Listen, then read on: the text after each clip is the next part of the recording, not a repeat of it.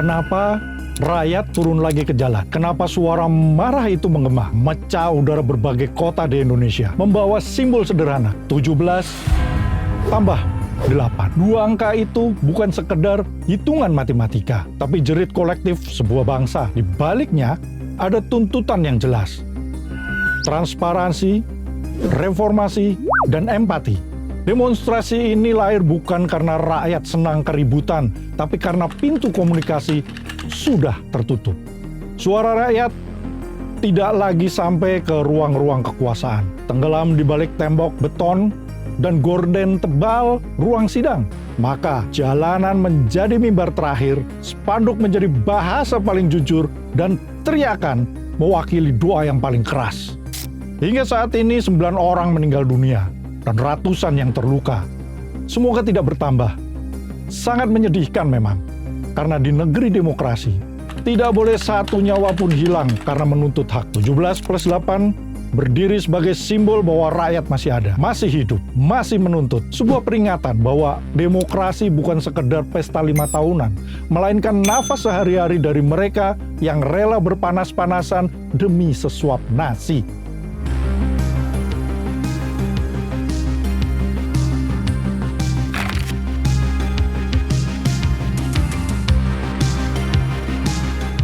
(17+8) menjadi sebuah tuntutan ketika di dalam gedung yang disebut rumah rakyat, ironi terbesar terjadi. Wakil-wakil yang katanya dipilih untuk memperjuangkan kepentingan rakyat, sibuk mengurus gaji dan tunjangan mereka sendiri. Jumlahnya fantastis, jauh dari realitas rakyat yang harus menghitung koin receh untuk membeli sesuap nasi.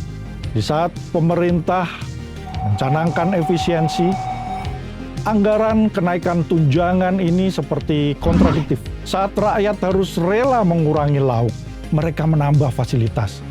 Dan lebih ironis lagi, di tengah kesulitan yang begitu dalam, sebagian dari mereka dengan riang berjoget di ruang sidang, tersenyum lebar seolah-olah sedang hidup di negeri dongeng. Joget yang seharusnya sekedar hiburan dimaknai sebagai sebuah ejekan. Ahmad Syaroni, politisi yang dikenal suka flexing tentang kekayaannya di media sosial, melempar kata-kata yang bikin rakyat makin terbakar. Di tengah gelombang unjuk rasa rakyat untuk membubarkan DPR, ia menyebut para pendesak bubarkan DPR sebagai orang sedunia. Mental orang tertolol sedunia. Catat nih, orang yang cuman mental bilang bubarin DPR, itulah orang tolol sedunia. Rakyat yang kecewa dengan lembaga yang seharusnya melindungi mereka, kini malah dicap bodoh. Kata-kata itu bukan sekedar kalimat, tapi cermin betapa rendahnya empati seorang pejabat terhadap penderitaan rakyat. Tidak heran jika reaksi publik begitu keras. Rumahnya digeruduk. Ya, ini tidak bisa dibenarkan juga ya. Hujatan memenuhi jagat maya. Bahkan partainya pun akhirnya mengambil langkah mencopot Syaroni dari jabatannya. Meskipun tetap menjadi pertanyaan, apakah segala tunjangan dan gaji turut dicopot? Oh udah dicopot ya? Oh iya. Beda Syaroni, beda pula Eko Patrio yang dulu dikenal sebagai pelawak. Kali ini menjadi bahan tertawaan. Bukan karena lucu, tapi karena nggak tahu tempat. Waktu rakyat menuntut keadilan, ia malah muncul dengan parodi DJ dan sound horeg. Video itu mungkin diniatkan sebagai hiburan, tapi publik membacanya sebagai penghinaan. Bagaimana mungkin penderitaan rakyat dibalas dengan parodi musik ala pesta? Bukannya menenangkan, aksi itu justru memperkeruh keadaan. Rumahnya juga digeruduk massa. Suara rakyat yang marah memaksa Eko untuk akhirnya meminta maaf. Tapi permintaan maaf di negeri yang sedang terluka terasa hambar. Rakyat tidak butuh parodi. Mereka butuh empati. Mereka butuh anggota dewan yang mau mendengar aspirasinya, bukan hanya janji silakan datang ke DPR, tapi pagar ditutup dan dijaga ketat oleh aparat. Contohlah Jogja, ketika Sri Sultan Hamengkubuwono ke-10 datang tanpa pengawalan, langsung masuk ke tengah-tengah massa, berdialog dan tindakan nyata. Masyarakat bisa menerima, pendemo bisa menerima. Atau Shirley Tjuanda, Gubernur Maluku Utara, yang berani berdiri kurang dari 2 meter menerima aspirasi dari rakyatnya. Tahun 2024 yang lalu, sebuah komunikasi publik yang buruk juga keluar dari salah satu anggota dewan. Pada sebuah talk show TV nasional, ia merasa enggan disamakan dengan rakyat jelata, terutama dalam konteks penghasilan seorang anggota dewan. Rupanya Deddy Sitorus lupa bahwa rakyat jelata yang dia sebutkan sejatinya adalah atasan atau bos. Dia lupa bahwa penghasilan yang dinikmati adalah hasil jeripayah rakyat jelata. Tidak jelas apakah ada permintaan maaf langsung darinya atau tidak hingga saat ini. Tapi dalam komunikasi, perkataan yang sudah diluncurkan tidak bisa ditarik kembali. Karena begitu dilepas, dia sudah menjadi milik publik. Permintaan maaf seringkali menjadi sebuah usaha yang sia-sia. Buah dari berbagai perilaku anggota dewan, masyarakat menuntut langkah nyata reformasi anggota dewan dan juga penyelenggara negara yang bukan sekedar berhenti pada jargon manis politik. Tak lama setelah pernyataan Deddy Sitorus, muncul isu kebijakan pengambilan tanah nonaktif oleh negara. Nusron Wahid menyebut, tanah yang tidak dipakai atau difungsikan selama 2 tahun akan diambil alih oleh negara. Pernyataan ini membuat rakyat resah. Tanah warisan, tanah keluarga, tanah investasi yang belum dibangun karena belum ada biaya bisa dirampas begitu saja. Ketika gelombang protes membesar, Nusron berkata santai, itu hanya bercanda. Tapi candaan macam apa yang mengancam hak rakyat? Mas Nusron, Anda ini menteri loh, bukan komedian. Banyak komedian atau komika lebih cerdas dan jujur daripada Anda yang gak lucu. Bagi rakyat, ini bukti baru. Mereka sedang dipermainkan oleh elit yang sudah lupa realita. Di Pati, Jawa Tengah, dan beberapa daerah lain, Semarang, Cirebon, dan lainnya, ada juga cerita. Rakyat kecil dipaksa menanggung beban yang gak masuk akal. Untuk Pati, mereka berencana menaikkan pajak bumi dan bangunan hingga 250%. Buat petani yang menggantungkan hidup dari sawah kecil warisan keluarga, kenaikan itu adalah bencana. Yang biasanya bayar ratusan ribu, sekarang harus membayar jutaan. Bayangkan, sawah yang tak seberapa nilainya tiba-tiba dianggap emas. Tidak ada sosialisasi, tidak ada transparansi, hanya keputusan sepihak yang jatuh dari langit kekuasaan. Lalu ketika rakyat protes, Bupati Sudewo lagi-lagi tanpa empati dengan enteng dia berbicara. Silakan demo, mau 50.000 orang turun, saya nggak akan mundur. Kalimat itu seperti bensin yang disiram ke api. Dan benar, rakyat turun. Ribuan orang memenuhi alun-alun, suara mereka menggema, pajak bukan untuk mencekik, tapi untuk melindungi. Media menyorot, publik marah, dan akhirnya Presiden turun tangan membatalkan kebijakan itu. Tapi luka sudah terlanjur dalam. Masalah pajak ini sangat sensitif. Tidak perlu jauh-jauh mengambil contoh dari Revolusi Perancis. Di Lebak, Banten, 1888, masyarakat pernah secara keras menolak pajak yang diterapkan pada masa kolonial. Lalu ada Samin Surasentiko di Blora, Jawa Tengah di tahun 1914. Atau contoh lain Siti Mangkopo tahun 1908 memimpin perlawanan terhadap Belanda di Minangkabau yang didasari oleh penolakan pajak yang mencekik. Dalam menerapkan pajak, pemerintah harus banyak belajar dari sejarah. Sebuah video mendadak viral. Menteri Keuangan Sri Mulyani katanya menyebut guru dan dosen sebagai beban negara. Kalimat itu seperti petir di siang bolong. Guru, profesi yang selama ini menjadi pilar peradaban, tiba-tiba direndahkan seolah mereka hanya beban. Guru yang seringkali harus menyeberangi sungai untuk sampai di sekolah.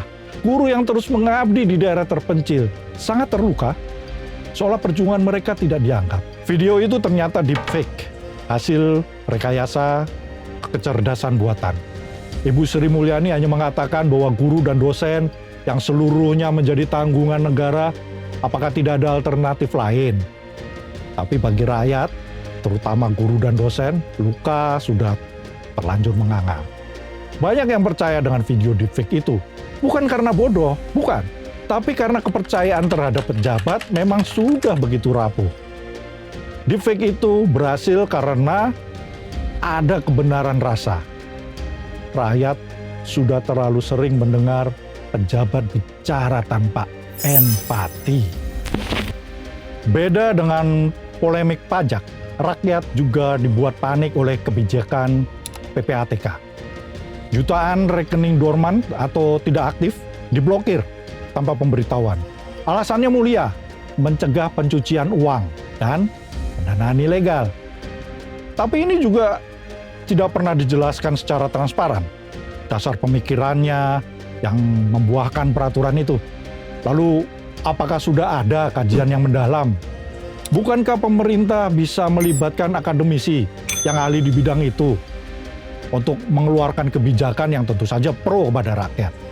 Di balik rekening yang dibukukan itu, ada wajah-wajah yang nyata. Ibu rumah tangga yang menabung sedikit demi sedikit untuk biaya sekolah anaknya, tiba-tiba tidak bisa menarik uang.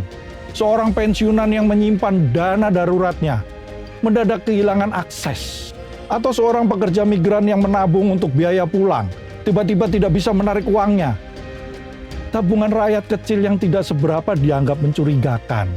Ketika protes membesar, barulah Presiden turun tangan dan memerintahkan pembukaan kembali rekening-rekening itu. Tapi trauma terlanjur ada. Rakyat mulai bertanya, kalau uang di bank tidak aman, apalagi yang bisa dipercaya? Negara yang seharusnya melindungi justru menakut-nakuti. Kebijakan itu menjadi simbol betapa jauhnya pejabat dari realitas rakyat kecil. Raja Ampat, ikon pariwisata dan ekologi dunia yang dikenal sangat indah selama ini. Tapi tiba-tiba publik dikejutkan dengan rusaknya keindahan itu karena ada penambangan nikel. Perusahaan tersebut memang ternyata memiliki izin dari pemerintah lewat Kementerian ESDM. Pak Bahlil, lembaga swadaya masyarakat seperti Greenpeace pun protes keras dan mendapatkan dukungan dari berbagai elemen masyarakat, termasuk netizen. Lalu pemerintah lagi-lagi kembali tiba-tiba mencabut izin usaha pertambangan nikel dari 4 perusahaan. Ya, meski satu perusahaan, PT KAG Nikel, tetap diizinkan beroperasi karena di luar kawasan geopark. Greenpeace menyebut ini langkah maju, tapi bukan final. Karena satu izin tetap lolos dan tidak ada moratorium jangka panjang. Dampaknya, ya lingkungan sedikit lega, tapi masyarakat mempertanyakan, apakah pemerintah benar-benar konsisten melindungi ekologi? Atau hanya bereaksi bila dilempar kritik keras? Apakah riset AMDAL sudah jadi formalitas belaka? Di dunia seni, ketidakjelasan juga merajalela. Royalti musik yang seharusnya jadi hak pencipta malah jadi teka-teki. Pemerintah membuat aturan tapi tidak transparan. Siapa yang menarik, siapa yang menerima, bagaimana pelaksanaan teknisnya, betulkah para pencipta lagu diuntungkan? Semua itu abu-abu. Ironi semakin dalam. Musik yang seharusnya menghibur dan menyatukan malah jadi sumber kekecewaan karena kebijakan yang tidak berempati. Sebelumnya lagi nih, tabung gas melon 3 kg yang jadi penopang dapur rakyat kecil, tiba-tiba jadi barang langka. Kebijakan distribusi baru dari Kementerian ESDM, Bahlil, menimbulkan antrian panjang, menimbulkan kepanikan, bahkan keributan di banyak daerah. Bayangkan, seorang ibu yang harus masak untuk anak-anaknya tiba-tiba tidak bisa menemukan tabung gas. Pedagang UMKM kebingungan untuk mendapatkan gas yang menjadi salah satu alat mencari penghasilan. Harga melonjak, pasar kacau, keresahan meluas. Presiden lagi-lagi akhirnya turun tangan, membatalkan kebijakan itu. Kelar. Tapi coba, pola yang sama berulang. Kebijakan dibuat tanpa perhitungan matang, lalu dibatalkan ketika kegaduhan pecah. Ini rakyat kembali jadi kelinci percobaan. Tidak ada uji coba, tidak ada dialog, hanya kebijakan coba-coba yang menjadikan perut rakyat sebagai taruhannya. Semua cerita ini membentuk mosaik besar ketidakadilan. Semuanya punya benang merah yang sama. Tidak ada transparansi. Tidak ada konsistensi, tidak ada empati, sehingga rakyat menuntut 17 tambah 8. Bukan sekedar angka, tapi simbol hidup. Keterbukaan reformasi, empati, terus kawal agar perjuangan tidak menjadi sia-sia. Paham?